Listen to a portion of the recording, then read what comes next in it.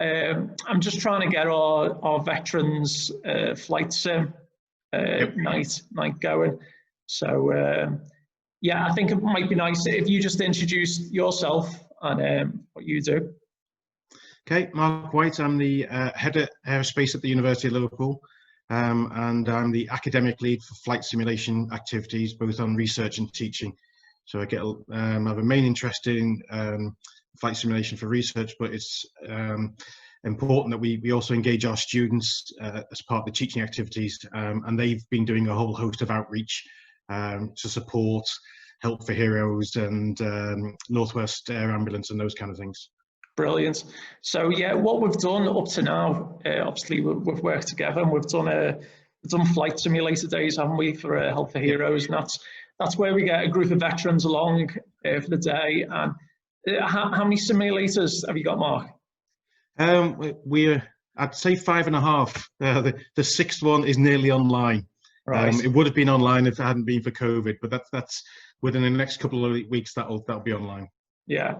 So we've had these veterans along for a day, and everyone just has a good day. We get to go on the sims, everyone gets keen, and then essentially everyone just goes away, and that's it. But what I'm trying to do, I'm trying to keep people connected and keep them coming back. So earlier on this year, before COVID, we had an arrangement where hopefully we were going to set up like a Wednesday night where I think the students were going to, one or two of the students were going to facilitate and keep us happy. And guys were going to come along and ultimately, be part of a veterans club, which didn't really happen. But I'm hoping we can reignite it and get it going again. Don't know what you think, Mark. Yeah, and so we're fortunate that the Help for Heroes thing came about because of the pilots that we used for our research. And when we flagged it with the university, they thought it was a really important thing for the university to get involved with, to provide opportunities for people to come in and mix and see a little bit what we did. And to be honest, on the first visit, we wound up with one of the guys that came along joined the degree program as well. They saw opportunities that they hadn't seen before. Yeah. So I think it works on all kinds, and it was really good for our students to get involved with people and support these things, and they've really enjoyed that. Yeah. And what I'm hoping to do with the club, so as the guys and the veterans come along, I'm hoping there's going to be a scheme where if they come along to take like 10 sessions would warrant an actual flying day. So that's where I can turn around to one of these charities and say, listen, I've got a guy who's keen, who does actually want to get up there and fly. Because the aviation days that I've done for either Blesma or Help for Heroes, again, people come along to Woodvale or Liverpool, you go flying for a day, do a couple of loops or whatever they do, and then the keen is mustered, and then that's it. It just falls away. So I'm hoping by creating this group, guys are going to come along, get keen, stay keen, and build up a body or a group who want to get flying and do it. So just thinking about costs. So our regular Wednesday night, what you thinking? Would the university need to charge us at all, or the only so the students would all volunteer. All the staff and students would volunteer. I'm fairly sure of that. The only thing we might need to think about are refreshments and those kind of things, if that's what you wanted to do.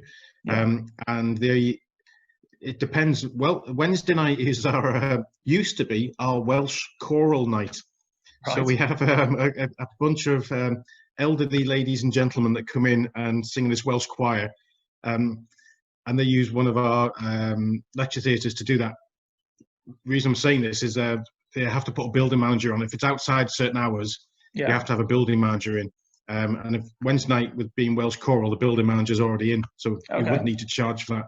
But I'd need to check that, so we might need to pay for a building manager. Okay, and then realistically, numbers-wise, that we're not going to have loads, but what would your max cap, or what would an ideal number be? Yeah, it's an interesting one, that, because what we'd be keen to do is make sure that when we have big groups in, and we're happy to do that, the problem is the first 5 get on the sim or 4 get on the sim, Yeah. and then everyone's watching, and then as you cycle round, it gets, if you're number 15 at the back, we just don't want people hanging around and maybe feeling a little bit left out. So a group of about 5 or 6 is kind of manageable, because you can put them on the sim and you can do things without too much standing around time.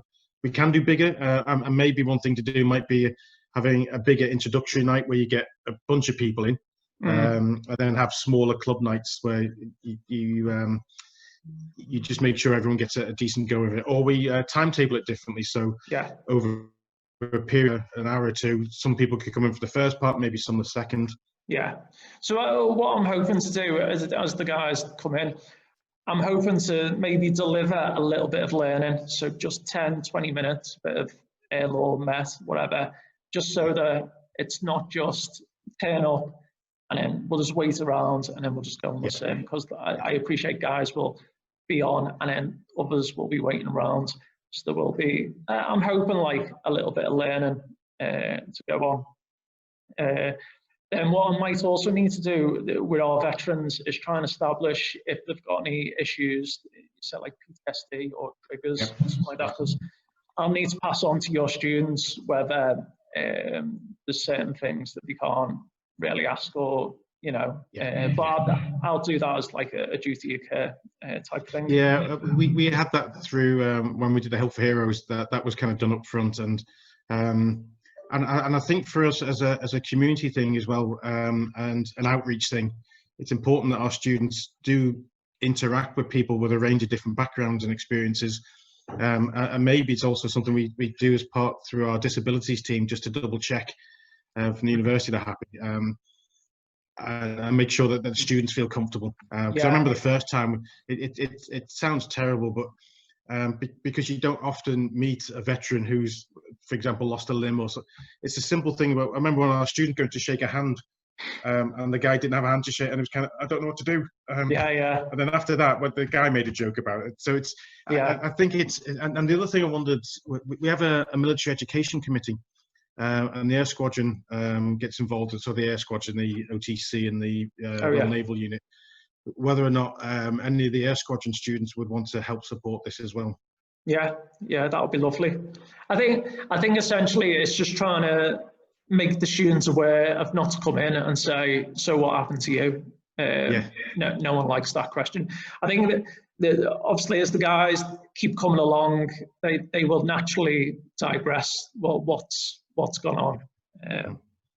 But yeah, it's just never right at the first instance. It's about letting them bed in, and no. Yeah, and we for the Help for Heroes events, they gave a really good briefing at the beginning to the students to put their minds at rest as well of what you can and can't say, and how to interact, because it seems strange that they're humans, but they're humans with possibly different issues that you don't know how to discuss, or it's how comfortable people are on both sides. Good. So I'm kind of thinking February. If everything is starting to go back to normal, that'll be a nice time to start. Do you think? Yeah. So the main issue for us will be making sure we've got students on campus to do this. Okay. Now the building is COVID secure. I've got the lab open at the moment, so some of the undergrads are doing projects. What I would need to do is speak to our safety officer, and I'd probably flag it through the dean, just as whenever we've done the Help for Heroes things, they always said to us, what do you want to get out of this, and what PR, and they said it wasn't really about that. But we do have a strong commitment in the university to diversity and inclusivity. And if this is an activity that can help with some of that, I think that'd be important for people to know about. And it might open up other avenues. I mean, again, there could be other disabled members of the public that if I didn't know I could do that. So whether, again, talking to people, that just lets them know that we're doing this. And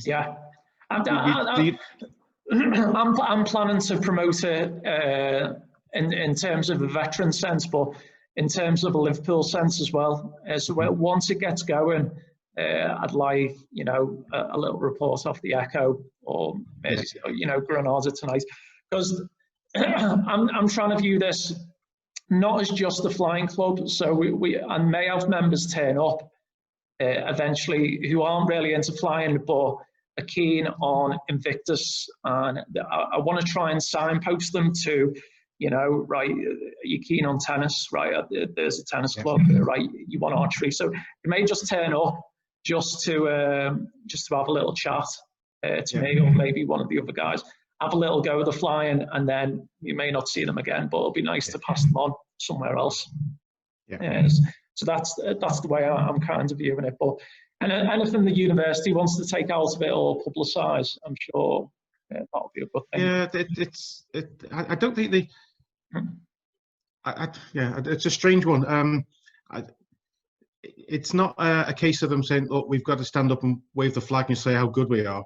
They often just want to publicise things so that other people can see there's opportunities. So it's more of making people aware that this kind of stuff could happen. If you've got an idea, come and speak to us. So I think it's that side of things rather than standing up and saying, "Oh, look how good we are." Yeah, because I think in terms of the flying club, this is the way we need to go. Because obviously I'm flying out of Liverpool at the moment, and it's £185 an hour, including landing fee, which isn't sustainable for anyone.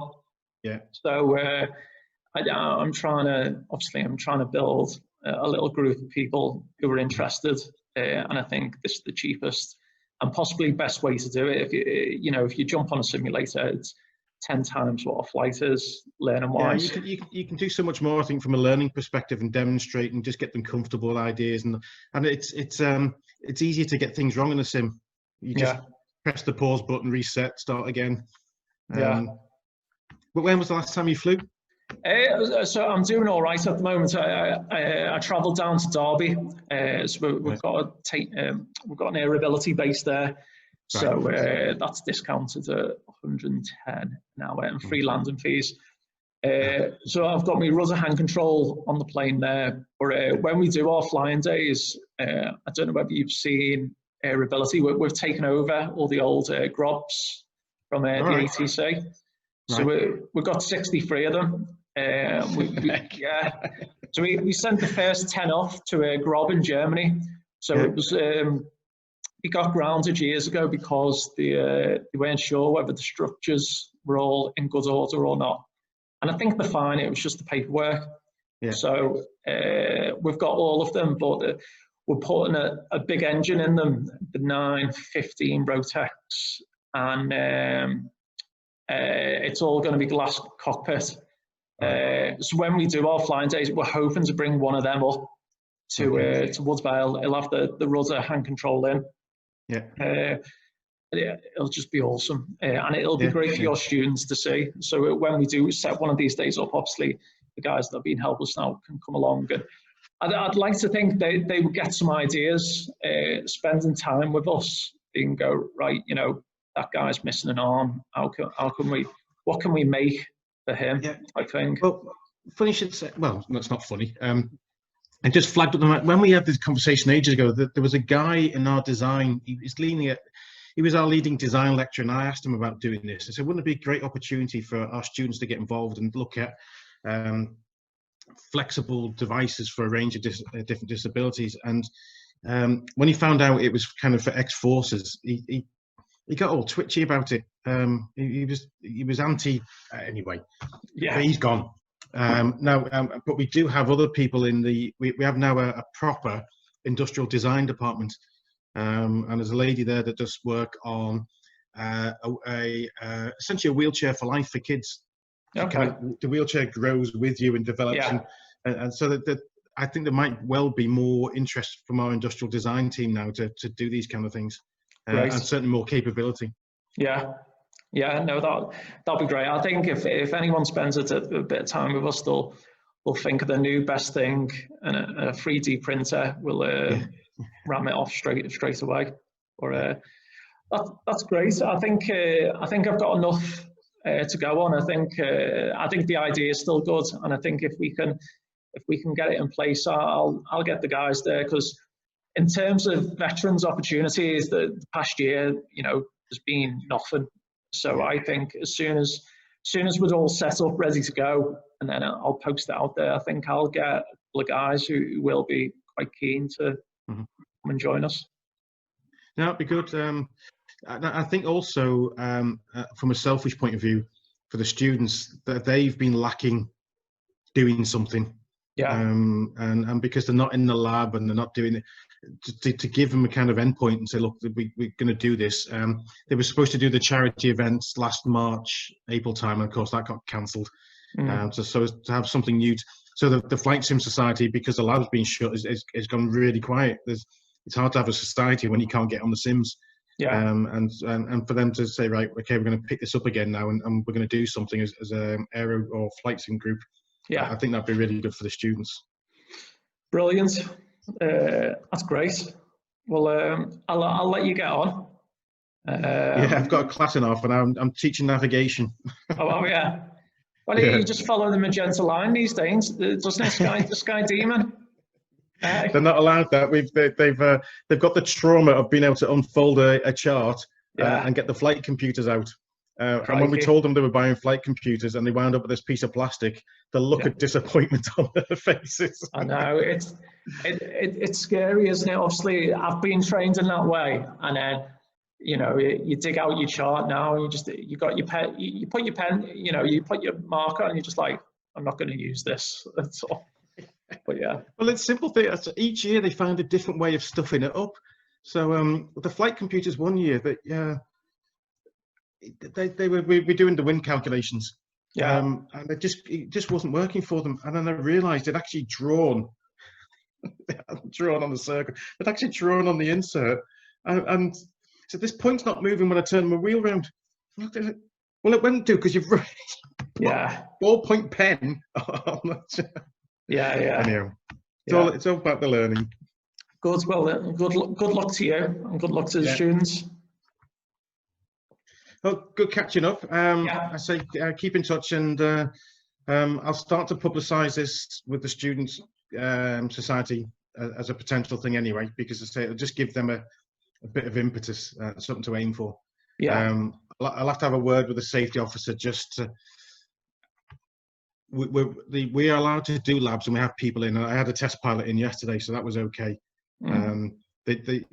They're willing to help things get done, but things have to be done through risk assessment and all the usual stuff. So and if the flying schools are up and flying, then there's not much difference really in terms of we're treating the sims at the moment the same way the flying school's doing it in terms of wiping down and spraying and those things. Great. And like I said, if you need anything else from me, obviously just give us a shout and I'll get you the information and stuff. But all being well, say like February, I'm hoping either Invictus or Healthy Heroes or something like that will be behind me. And then what I'm looking for from them is a commitment that these guys are going to come along, attend the group, and at some point they've got that view to go flying and not not just turn up for the day, but just if you attend, then you are going to get to go flying eventually, which would be nice. No, good. Looking forward to it. Good. Well, enjoy, and I'll see you soon. Right, catch you later. Cheers. Cheers, Bye-bye. Alex. Bye-bye.